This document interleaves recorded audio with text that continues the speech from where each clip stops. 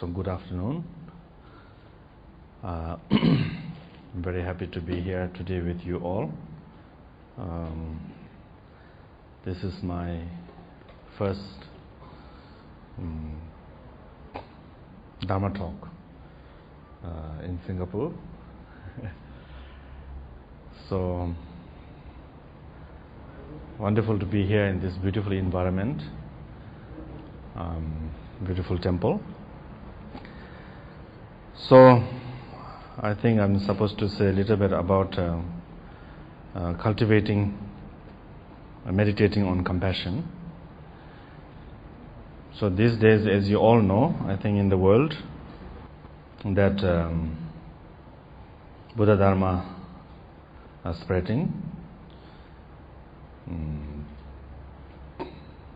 I remember in 1970s when I traveled with my grandfather, who is also my teacher, everything with Matthieu Ricard, to the West. People don't know much about Tibetan Buddhism, since we all shaved head and wearing robes. When we came to airport, many people says, "Oh, Hare Krishna." Or sometimes, since Matthieu Ricard physically very big, so people say, "Oh, big Hare Krishna," like that. And sometime in the street, the children, they look at you and say, "Oh, Tintin in Tibet." That's and also audience, when the teachings are given, and in audience also many kind of hippies, hippies and things like that. So I've seen in the gradual change, more well known nowadays. Of course, wherever we travel, we always meet people who know about His Holiness Dalai Lama, and also in audience, people are more like educated people, scholars, and also many students. So, like I mentioned, in the world, I think people are really getting to know more and more about Buddhism in general, and also. So I thought of a story like that I heard. Once there was a rishi meditating in the forest, and one hunter passed by, and he asked the rishi, he's sort of curious, about the forest and all that. And so rishi said, "Well, if you go deep into this forest, there are lots of wealth you can find." So the hunter went and he found lots of wealth, very happy, came back, and again hunter comes back to the rishi. And rishi said, "If you go a little bit deeper inside, you will find lots of like gold and lots of silver and all that." So the hunter went in and found all this gold and silver, again went back very happy, and again came. And the rishi said, "If you go deeper into it, you will find diamonds and all the precious stones." So again hunter went in and back and forth. But then suddenly the hunter realized, but this rishi knows all those things, but why he's just sitting there and doing nothing? Then he came back and asked the rishi, "But you know all those wealth there, but still you are just sitting here meditating. What are you doing?" And rishi said, "Well, if I tell you before, you wouldn't pay attention." So I think the modern developed world, you have reached a certain level of outer conditions for well-being, for happiness, and then now you look for some kind of internal well-being. So I just thought of that story. So especially in modern world, I think outer development, I think like Singapore and Switzerland, all that, you have reached to ultimate what human beings can live comfortably and happily. So it's interesting to develop inner happiness, because outer happiness does not there is a limitation. It does not go beyond. So when you look into inner happiness, then I think that's where the meditation and practice comes in. So now we're going to, in order to practice altruistic mind or compassion, bodhicitta, very important, I think, is attitude.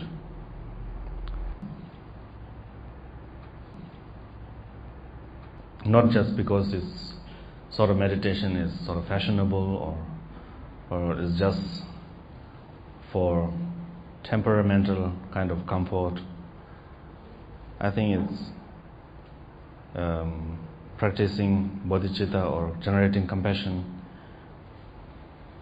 not just because those reasons, but with much deeper reasons. In order to do that, I think we have to develop a proper attitude and with really understanding this is way to give meaning to one's life. This is way to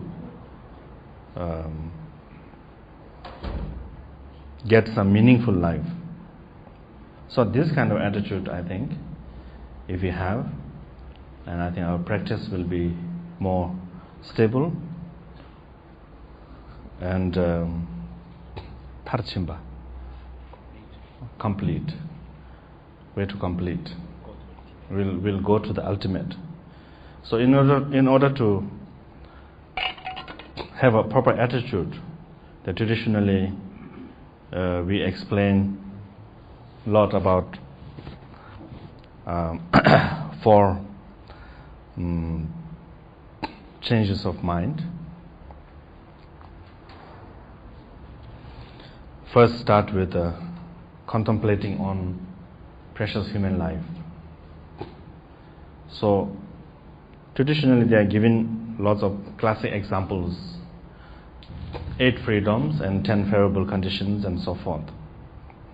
So these are given quite detailedly in the scriptures. But if we sort of think about evolution, I think we human race came from very far. Most of you already educated and studied in the science world, so you must know already that first through the evolution and then the volcano time and slowly cells and then kind of trying to survive and fish and eventually slowly kind of what you call mammoth and then to something a little bit similar to monkey. But there are lots of chances that we not become human being. The genes and cells develop. I think lots of possibilities that we end up become mushroom or tree, you know. So if you think of human evolution, it's not just a fluke. It's so like millions and millions of years to become what we are now. So I think when you look at that perspective, I think it makes perfectly sense in the classic teachings when you talk about all this precious human life. Quite often it's given example like a tortoise being in the sea, coming up once in 100 years, and then there's kind of what you call yolk with a hole, and then the meeting the tortoise head and the yolk. It's like almost impossible case. So if you look in the modern science way, they are from evolution, from being a cell up to what we are now. There's so many chances of we not manage to become a human being. So that really shows how small chance that to become what we are now. And also, if you think in one's own life, from very young age, not knowing how to walk, not knowing how to speak, and gradually to become to this state is not easy. It's lots of effort and lots of slowly, then we manage to become what we are now. So when you think like that, it sort of makes more clear what does it mean by a precious human life. All these potentials we have, all the intelligence that we have. So this is number one when we talk about precious human life, to really to think and to appreciate that what we are now. Small recap, I think, that I was talking about importance of having a proper attitude in order to prepare for the altruistic mind compassion, and not just do compassion meditation for sort of like it's fashionable or it's some kind of new exotic idea. So this kind of attitude is not good enough, and this kind of attitude with this kind of attitude the practice will not go deep enough, and it will not go all the way to the ultimate purpose. So therefore, in all the teachings and all the great masters in the past, they always emphasize on always beginning before you practice. We always have to check our attitude. What is our attitude? Why we want to practice compassion? Why we want to practice bodhicitta? So in order to bring oneself into the right track or right motivation, so there are many different kind of teachings. One quite common teaching, it is understanding on 4 changes of mind, we say. The first one is to focus on precious human life. So there are many ways to look at, and classic example is like 8 favorable conditions and 10 favorable conditions, and 8 free from 8 worldly occupants and things like that. So first of all, to really not just intellectually understand by reading books or something, but sort of sitting and thinking and how precious and how much potential we have to be reborn as a human born, and how much potential we have in this life. And the second part, normally we focus on impermanence. So even though we have all this potential in this life, but our life is very short, everything is impermanent. And also in the Buddha's teaching quite a lot of the time quote saying that thinking on impermanence brings our mind into Dharma. Thinking on impermanence helps us put diligence into practice. Thinking of impermanence helps us bring to the result. So I think if you really think, many people, they turn their mind into Dharma because some tragic impermanent happened in their life. So, but also sometimes people think impermanent is always a bad news. Not necessarily. Because of impermanence, some poor people becomes better condition, some rich becomes poor. Because of impermanence that we get together here, it's impermanence that we are going to go back to once. So everything has impermanence. So contemplating on impermanence is the second thing, to meditating or contemplating in impermanence. The third one is the law of the undiversing karmic legend de loi mepa. Okay, cause and effect. In what? Okay. Unescapable cause and effect of karma.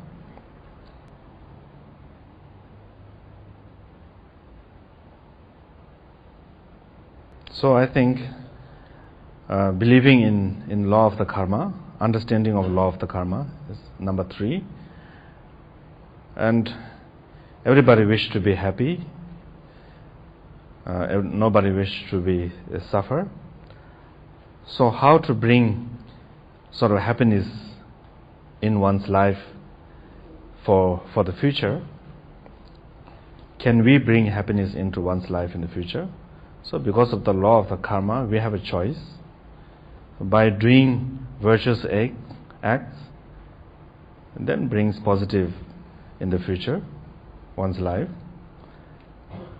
And then by doing negative actions, then brings suffering into one's life. So by thinking on this and understanding how the law of cause and effect works, so nothing is just planned. So there's a kind of a joke I heard from one of my friend professor. It's quite interesting, so I'll share with you about Buddha and the God. Also, actually, I think his story is from some Pali Sutra, and they say when Buddha was Bodhisattva, and he heard so much about the God creating this and God creating that, and he wanted to meet the God and ask how he created everything. So, because he's Bodhisattva, he can travel to God realm and went to see the God. And God sitting up there on the big chair, surrounded with all the other gods. So Buddha went and asked God, how did you create this world? How did you create this universe? How did you create earth, wind and fire and all the human beings, so forth? And then God looked at the Buddha quite furious and says, how dare you come here without appointment? I don't have time to answer all those questions. So Buddha said, oh, I'm so sorry to disturb you. So he left. And just before Buddha descended down to our earth, and there's someone from the corner calling the Buddha saying, psst, psst, come here. And there was a God hiding in one corner and said, actually, I have no idea how everything came about. I one day appeared in this God realm, and slowly all the other gods appear, and they all looked at me and said, Papa, Creator. I didn't want to upset them, so I just kept quiet. And then he said, with my omniscience, I can see that in the future you're going to get enlightened and you will have all the answers. So I want you to tell me how everything came about. And not only that, in the world, with the human beings, always something goes wrong most of the time. And all the people blame me. They say, oh God, how can you do this? So please tell everyone it's not my fault. So I thought it's quite interesting story I heard from. But a little bit exaggerated, but I think there's something like similar in the Pali story. So everything is like law of cause and effect. It's due to one's own karma, and one's karma, we all have a choice to take right, to take left. So if we want good future, happy future, I think from now onwards we have to act accordingly, try to avoid negative karma, negative consequences, and try to act virtuously. So this is number 3, the law of cause and effect. And then number 4 is what we call mind of korvinyemi, mind of renunciation, or the defaults of the samsaric world. Is that right? Default of the samsaric world. Understanding that in samsara world there's not much meaning to it. So I think most people who come here has some kind of sense of that, because samsaric world, if you feel everything is perfect, and I don't think we'll end up here meditating in front of Buddha. So there's a little bit kind of sense of this, or maybe some of you have maybe more, but I think that's very important to realize and also think about them, the samsaric world. So many things we do, it doesn't really brings us happiness in life, or doesn't really gives meaning to one's life. And sometimes people really dedicate their life for something so not so much meaningful. Sometimes it's quite interesting too. I think in Singapore you have quite lots of Formula One race.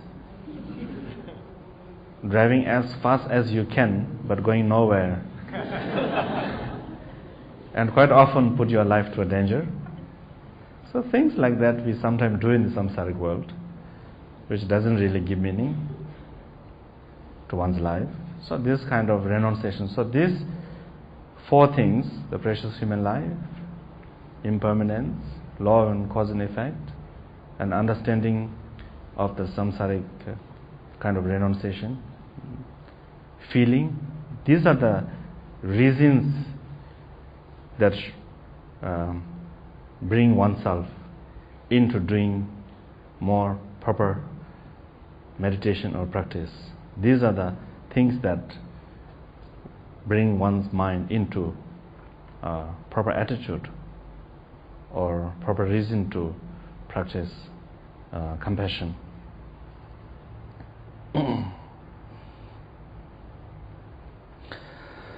So I think by doing some meditation and cultivating compassion, it's the only way to give meaning to one's life.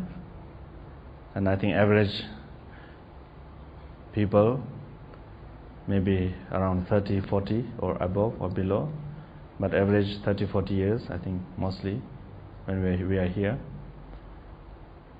If we look back in our life, all those years,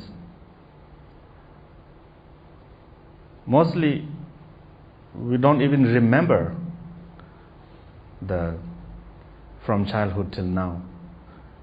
Maybe 90% of things what we have done, what we do, everything is forgotten. Maybe sometime when you look in the album, so, oh, I went to this place, or I met this person. But everything is gone. Not even like a dream.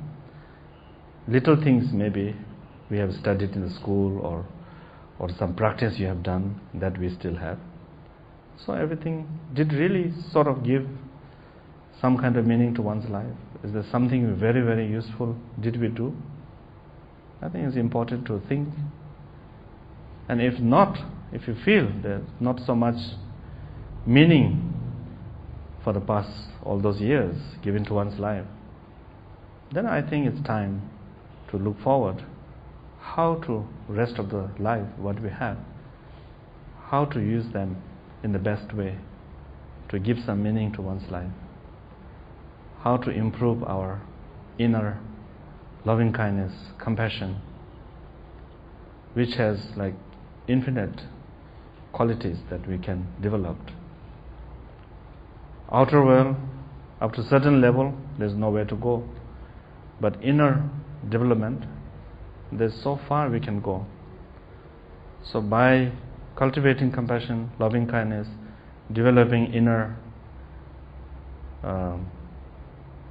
mindfulness and all those things, way to give meaning to one's life.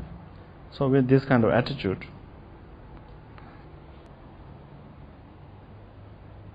so these are the attitudes, or the proper attitude we call it, to have to do meditation or practice.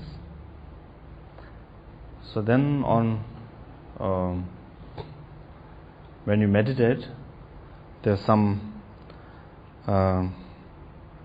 different traditions, different methods. There are so many different methods, but in our particular tradition, we have called 7 posture, which correspond with the right posture, correspond with right channel. With right channel correspond with flow of air, we call it air. So, and then with the proper posture and proper proper channel, then I think we can have better or more clear understanding of mind or control over mind. In some teachings, it is said that there's lots of arhats meditating in the forest, and some monkeys, they like to imitate. So when the arhats are meditating, and monkeys are also meditating like this, and they said they also achieved some kind of inner bliss, even though they couldn't think much. So it shows how important even outer posture is, correspond with our inner meditation.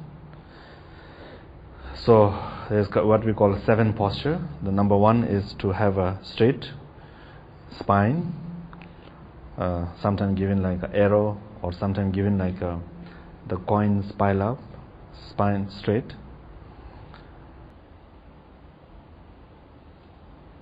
Cross leg or lotus or vajra leg. The lotus posture is a little bit like what we are sitting now, and if vajra posture is too not comfortable, I think normally we recommend this kind of posture, cross leg, and then eyes not up, not right left, but sort of gazing a little bit down towards your nose, natsarpap, sort of level of your nose. Then putting your hands sort of falls together like the Amitabha Buddha, econometric mudra we call this, and then tongue sort of putting up, what you call palate, tongue up like this, tongue up, and then putting a shoulder a little bit like this. Sometimes we say a little bit like a eagle's posture, or a little bit like that, vultures, and then head a little bit bent down like that, so it's easy to breathe. So this kind of posture, it's called the 7 postures, 7-point postures.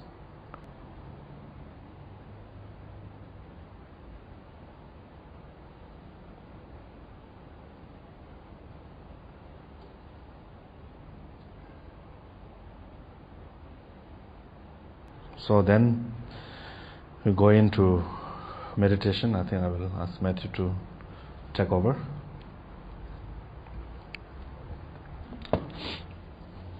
So actually, before doing the meditation, say a few words about what we'll meditate upon, to give you the background. So once, as Rinpoche mentioned, we have changed a little bit our mind and attitude to appreciate the extraordinary opportunity we have to engage in the practice. But this time now, we have this human life. We're still alive. We're not too much subject to impermanence so far. It hasn't hit us too hard. And we got the right karmic condition that we could meet the Dharma, and then we feel some kind of lassitude towards the worldly preoccupation and these endless circles and that like ripples on the surface of the ocean that never end. And our teacher Khyentse Rinpoche said, as far as the worldly activities are concerned,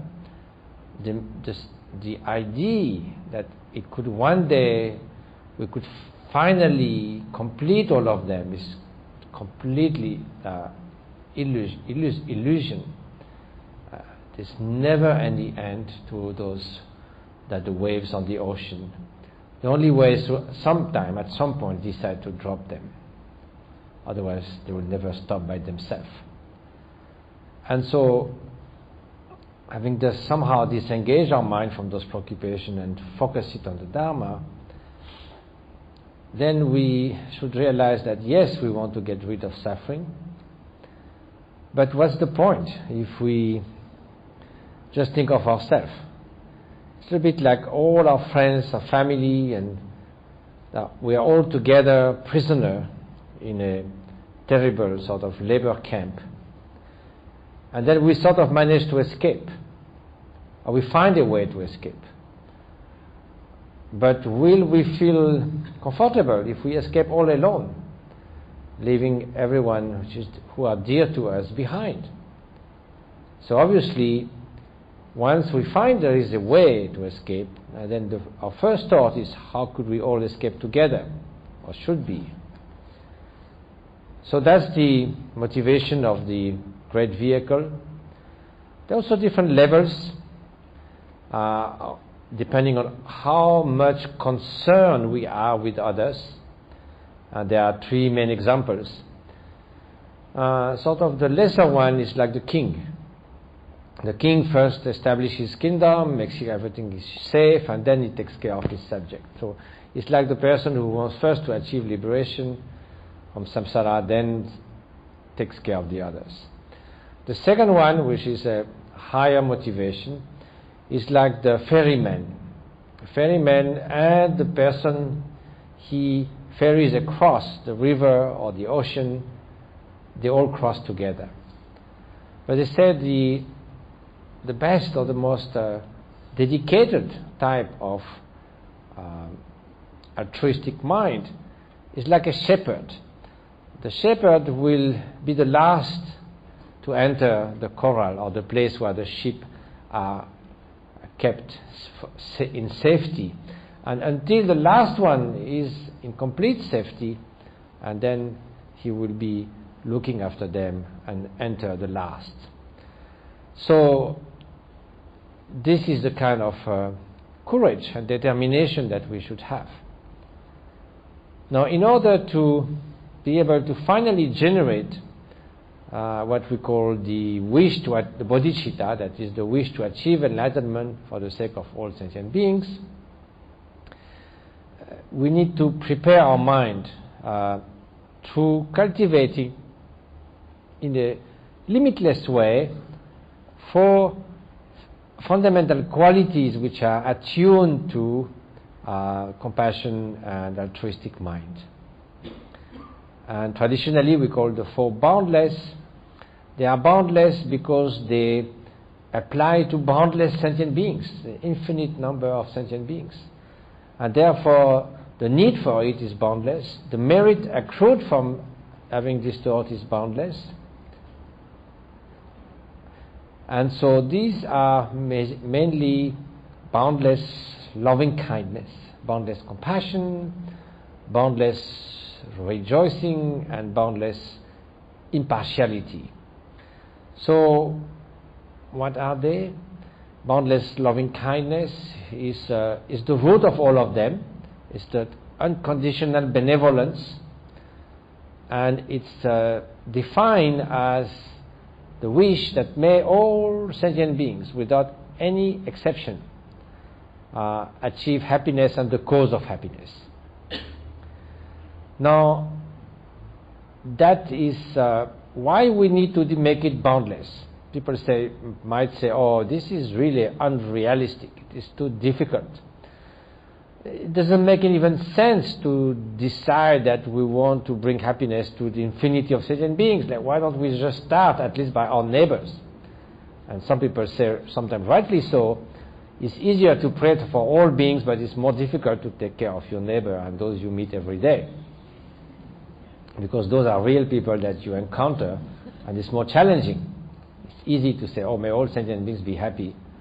And usually you think, except my neighbor. So, the idea why we start so big.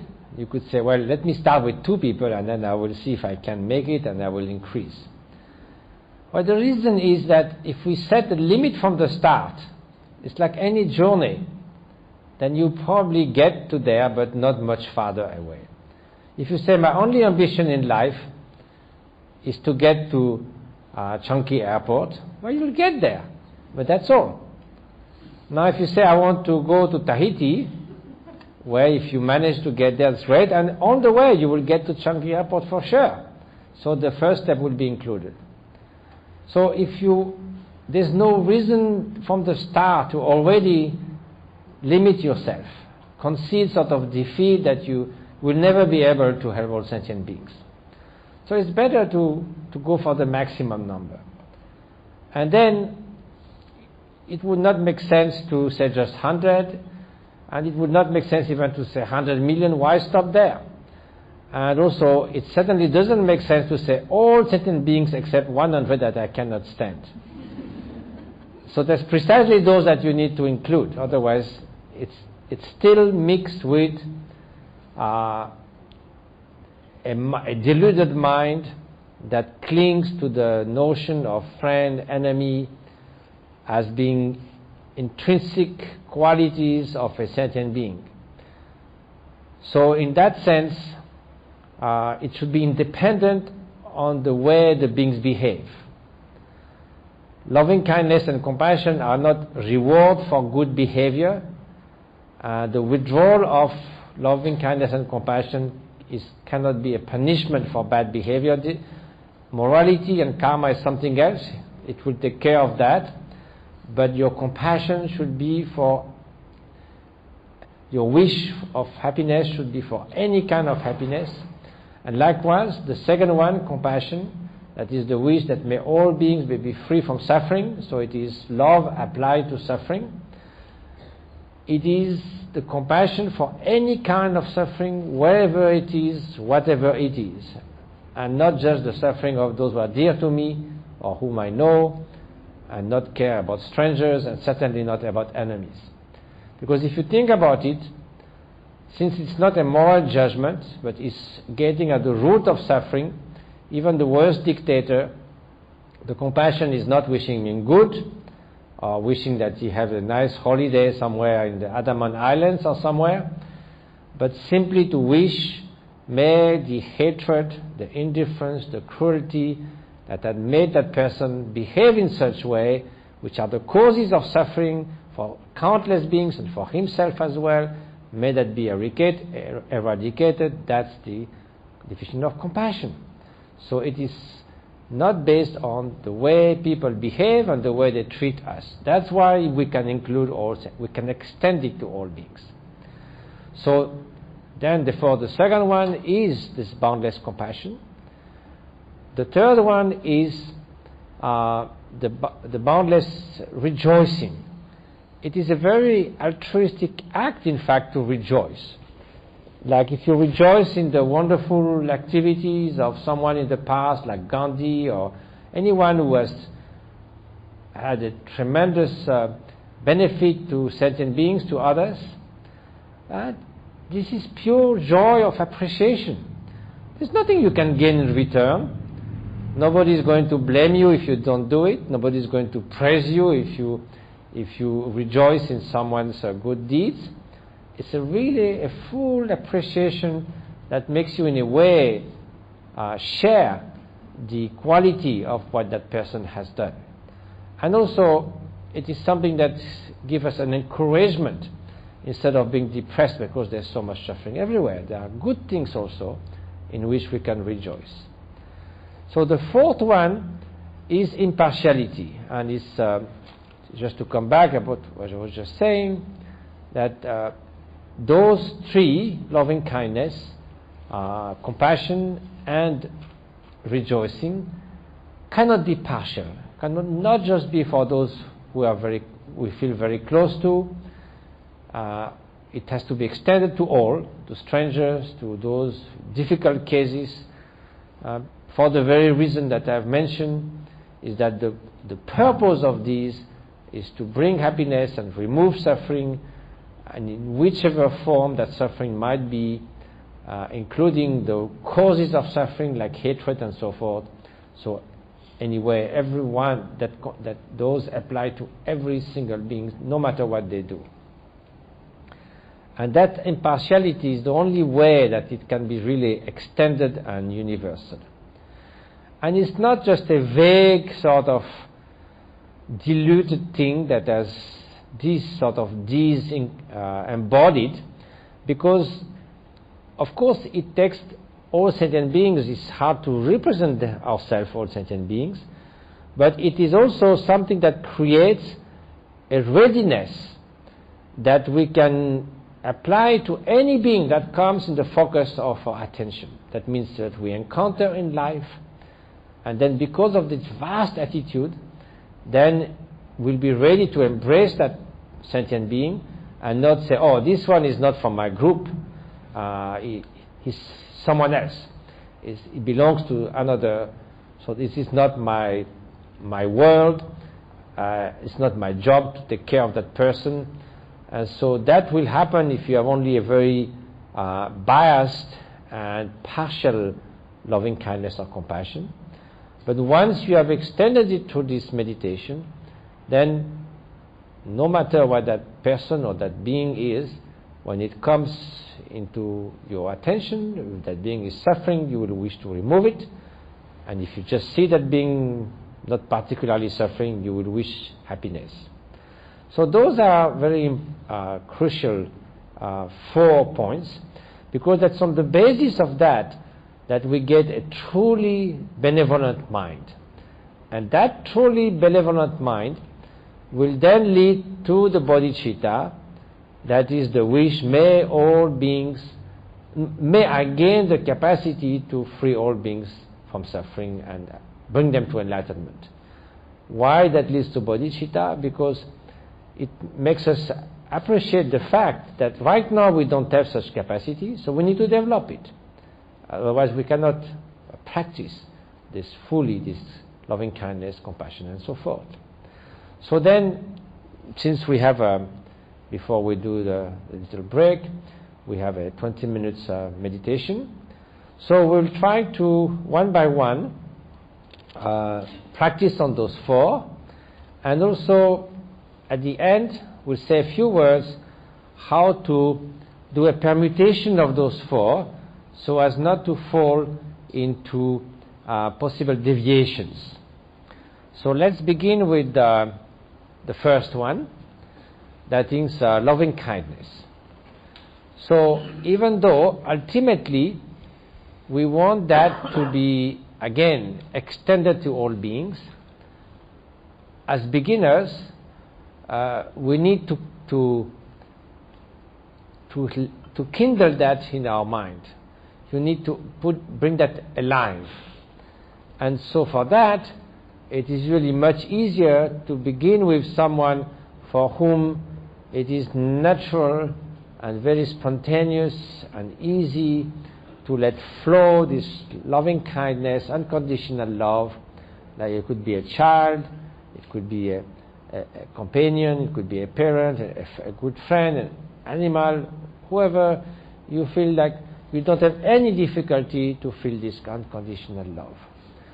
So although later we'll extend that in a more sort of towards all being as an unconditional feeling of love, but in the beginning, in order to make that state of mind very vivid and very clear and intense in our mind, let's first visualize or imagine someone who is very dear to us, or whoever you might want to choose. But for the sake of having an image, let's take the example that mostly people feel comfortable with. It's like of one of our child or a young relative, and with a sort of beautiful, innocent, also vulnerable in a way, small child that comes towards us with like eyes, trusting eyes, with a big smile, and then we sort of hug that child, and there is nothing in us except like unconditional love. That means may that child be happy, may that child be safe, may that child be healthy, may that child progress and free himself or herself from all suffering. So this unconditional wish that may the child find the happiness and the cause of happiness. And while doing so, let's remember also that the causes of happiness is not just temporary comfort. It's also finding a path to freedom, is finding wisdom, is finding the meaning in one's life, and ultimately finding freedom from this cycle of existence. And so deeper loving wishes than simply be well in the moments that will come. So let's try to visualize that for a few moments. Again, whoever you might choose as object of arousing loving kindness.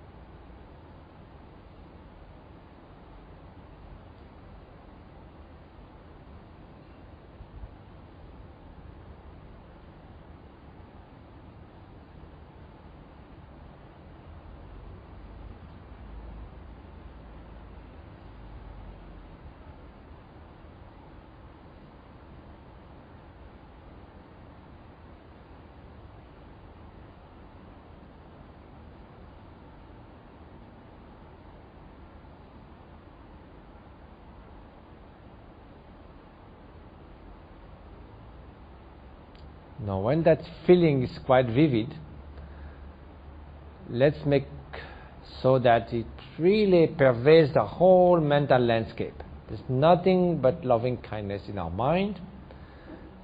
And then, thanks to that all-pervading feeling of loving kindness, now let's try to embrace other sentient beings as well. Strangers and even difficult people. And then limitless beings that we cannot even represent ourselves. So because this unconditioned love has no reason to be limited just to few, and it has the capacity to embrace all sentient beings. Actually, we could almost say it's easier, because the quality of this loving kindness is so much greater if it embraces all without exception. And if we try to limit just to a few beings, then it immediately loses in strength and quality, like a sun that will cease to shine upon everything, and suddenly it narrows and narrows and narrows, and just a few miserable beings that shine on a few plants or something. So the sun will lose its sort of brightness and magnificence. So there's no need, and actually it's diminishing, to just try to reduce loving kindness. So let it shine like a sun that shines equally on everything, whether it's the sun shines equally on a beautiful place, on a heap of garbage, on good people, on people that commit harm. The sun doesn't discriminate, and so likewise this loving kindness should be in this way.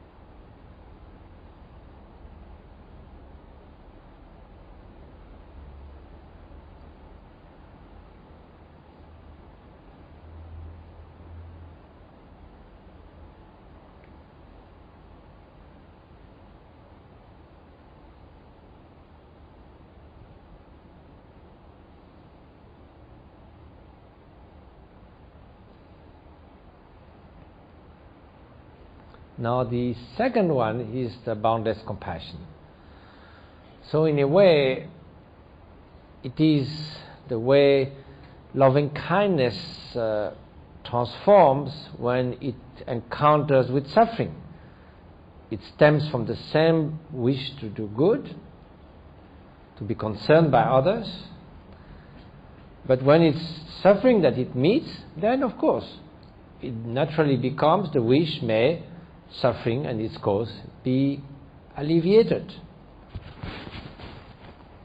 So here the fact of mentioning the causes leads us much deeper than we might initially think. Because when the Buddha spoke about the truth of suffering, he was not simply referring to obvious suffering. If you have a deep wound, if we have a strong toothache, if we just lost a very, very dear person, it's obviously we know all its suffering. In a way, we don't need the Buddha to tell this is the truth of suffering, because it's obvious to everyone. So why the Buddha was putting so much strength on the need to recognize suffering? It seems that we meet so much suffering that we don't need any teaching about that. He was referring to something much more far-reaching than simply a toothache or a great sadness. First of all, he was referring to the fact that what we usually consider as happiness is already imbued with suffering because it will change. Like our youth, our enjoyments, particular circumstances, those are subject to change very fast. And something is very joyful reunion and a tragic event occurs, or we take something that is very pleasant, like a drug, and it seems that we are ecstatic, but there's so much suffering that will follow. And more even than that, he was referring to the fact that something that we have hard time to even conceive, and we sometimes miss altogether, is that as long as we have a distorted view of reality, that we take for permanent what is not, that we believe that there is a separate autonomous self within ourselves, when it's just a stream, a dynamic stream of experience, that's of consciousness. When we make all those basic misconceptions about nature of reality, that is not just an intellectual mistake, it is a mistake or ignorance that will have dramatic consequences because it leads to suffering again and again and again. If you grasp the thing as solid and existing, attraction and repulsion will take place, then that will follow by hatred and craving and jealousy and arrogance and all those poisons that create suffering. So that's really what the Buddha was saying about. That's what we need to recognize.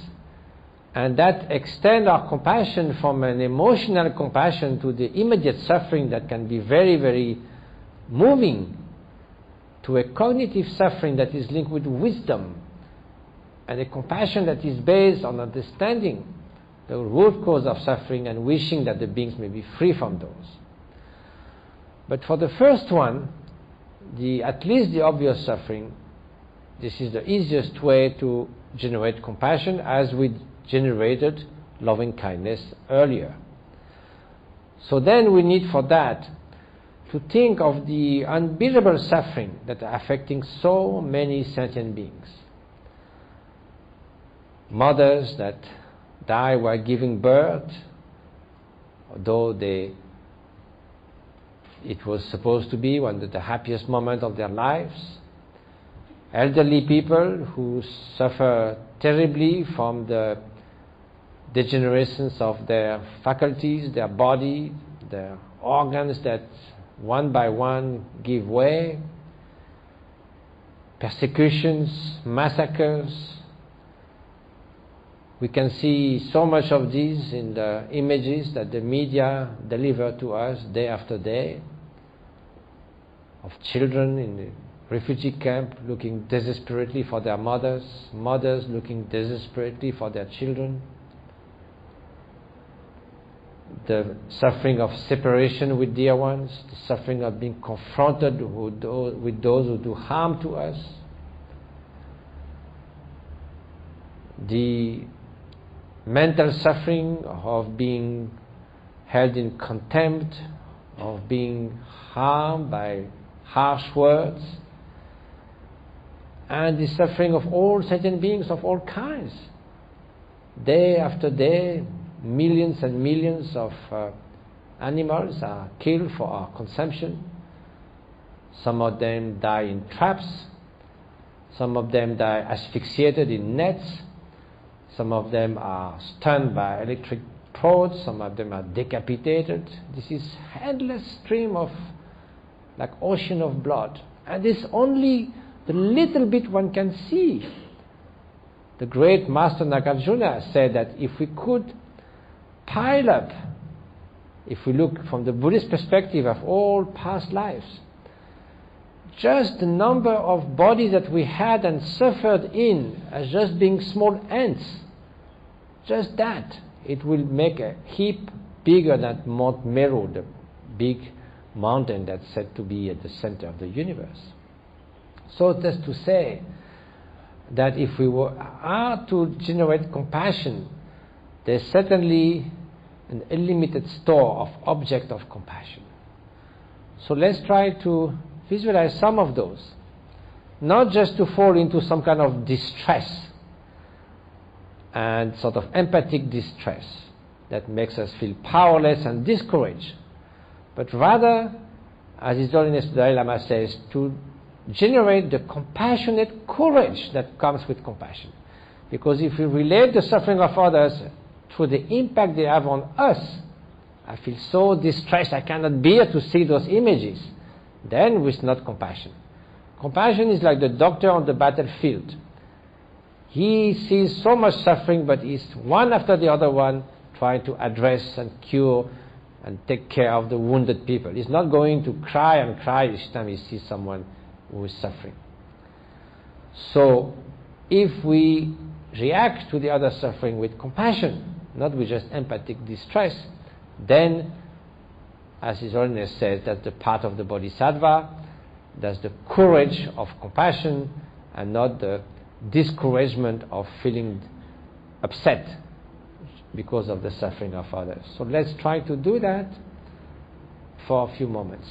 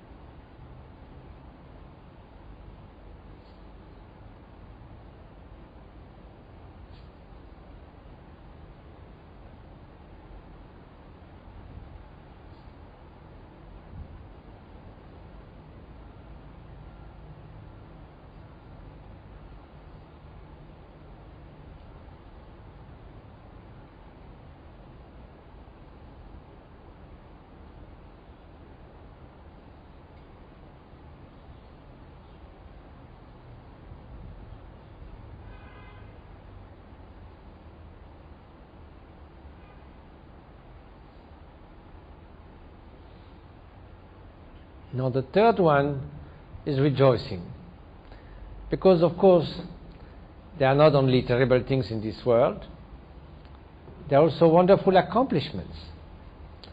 They can be relative accomplishments of people succeeding in their endeavor, of which, provided this, of course, it's a positive and constructive, it's a virtuous endeavor.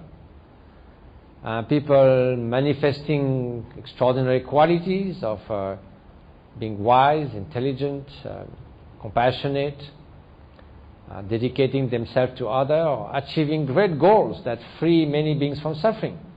Again, take the example of Gandhi and Martin Luther King and Nelson Mandela, and besides all the great sages of the past, and those who created major changes in the world for good. And simply around ourselves, people who do simple acts of goodness, of generosity, of kindness, people who benefit others to sharing their knowledge and their wisdom and teaching others, and people who help those in need, people who give moral support to those who are in distress. And actually our daily life is much more filled with those acts of kindnesses that nobody noticed, that doesn't make the first page of the newspaper or the evening news, as a atrocious crime will immediately do, but that's more what makes the texture of our daily life than acts of violence and barbarity and so forth. So we should really truly appreciate that, rejoice in that, wish that if somebody also find happiness, may that person keep that happiness, may that happiness increase further. If that person has some special qualities that are beneficial for that person and for others, may those qualities never decline but increase further. And so in short, it's rejoicing in others' quality, wishing that those qualities or achievement or happiness never decline but continue to increase and flourish further. And do so without sort of rejoicing is the opposite of envy. Mean feeling uncomfortable because other people have qualities and other people are happy and so forth. So this is like entirely accepting and rejoicing in others, whatever goodness, enjoyments, qualities and so forth.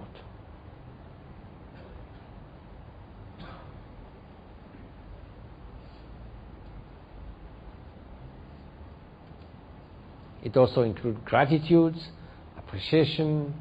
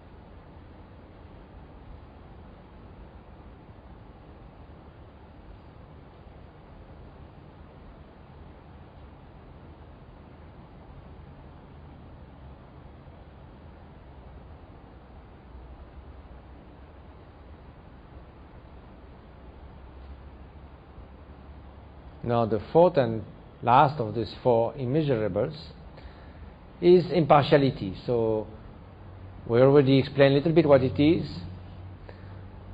It is to gradually extend the three former ones to all, realizing that once again this is not we are not casting moral judgment about those who deserve or not deserve our compassion or loving kindness, but that since our ultimate goal is that all beings find happiness, all beings be free from suffering, so we are actually going at the root of that.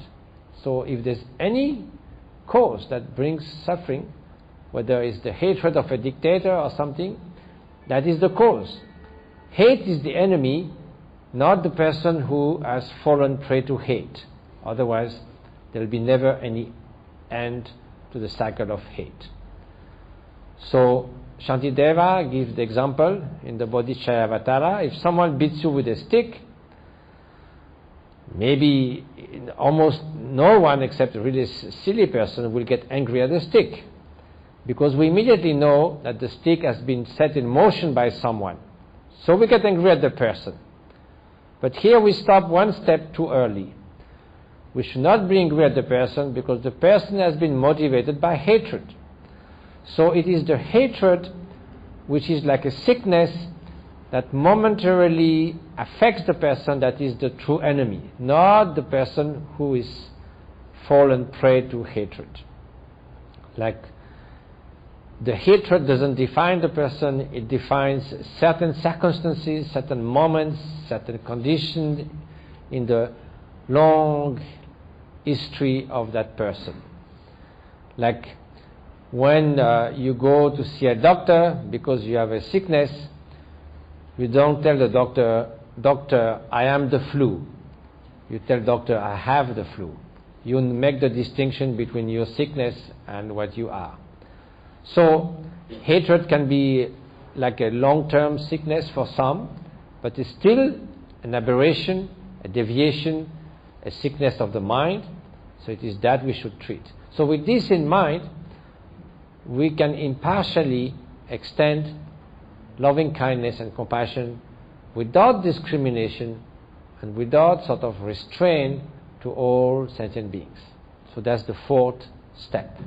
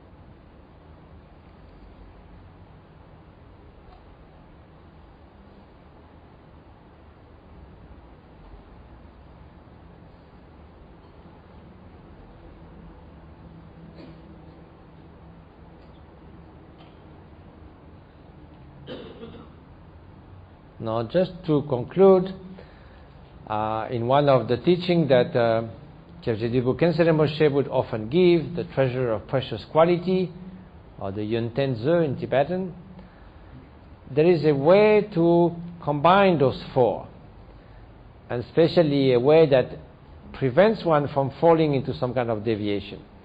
There are possible deviations to each of those four. Loving kindness can stray into attachment. So if that happens, then you should, when that happens, you should shift to impartiality, because impartiality makes that we cannot be biased with attachment to someone in particular at the exclusion of others. Then you shift to impartiality, but if you continue to meditate on impartiality, if it lacks sort of clarity and wisdom, it may fall in indifference. Instead of equally caring for everyone, you equally don't care for anyone, whether they are friends, enemies, or strangers. So then you must wake up from that. If that happens, if you sink in a kind of vague indifference, then you will shift to compassion, because compassion, the contemplation of intense suffering, cannot but wake up your mind into a compassionate mind. Now, if you keep on meditating on compassion and do so again and again, focusing on suffering, it might be that while contemplating the immensity of suffering, you might feel overwhelmed. There's no way I could make any change. There's so much suffering again and again. So it's kind of falling into a kind of deep discouragement that comes from being overwhelmed. So then is the time when that sort of deviation occurs. Instead of courage, you feel discouraged. To shift to rejoicing. Because there are good things that lift up your spirits. And so you can keep on meditating for a while on rejoicing. Now, if rejoicing becomes sort of too like seeing everything, the whole world, through tinted glasses, like everything is rosy and nice, which is not quite the case, then you can go again to compassion or to lovingkindness or to etc., etc. So by permuting those four, they will each other will enhance each other, plus we will avoid to fall into some kind of sort of stagnating into some kind of sidetrack. So that's in short how we can practice these four immeasurable ideas or meditations. And so I think we have planned to have a short break, and then after that Rinpoche will speak of the absolute bodhicitta. So maybe 10-15 minute breaks.